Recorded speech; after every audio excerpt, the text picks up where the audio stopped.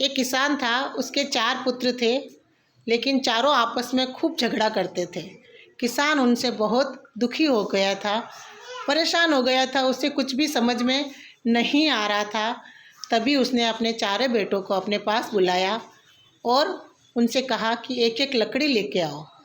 चारों बेटे गए, एक एक लकड़ी लेकर के पिताजी के पास वापस आए। पिताजी ने उनसे वह लकड़ी ले ली और उन चारों लकड़ी को एक साथ बांध दिया। बांध करके उन्होंने अपने बेटों से कहा कि बारी बारी से इसे तोड़ो। लेकिन वह लकड़ी किसी से भी नहीं टूट रही थी, क्योंकि वह लकड़ी का बंडल बन चुका था।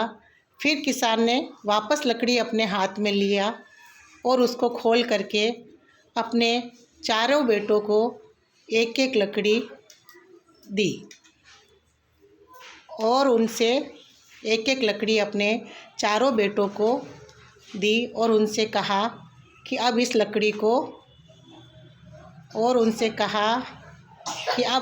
को आप तोड़ो।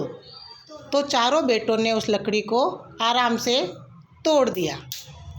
तब पिताजी ने उन्हें समझाया, अब आप लोगों को समझ में आया कि जब तक ये साथ में थी तो इसको आप नहीं तोड़ पाए, लेकिन जैसे ही इनको अलग किया और आपने इनको आसानी से तोड़ दिया, तो अब तुम्हें भी आपस में मिलजुल करके रहना चाहिए।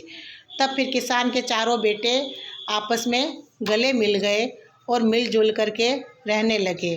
किसान को भी बहुत खुशी हुई और उस दिन के बाद उन्होंने झगड़ा करना बंद कर दिया।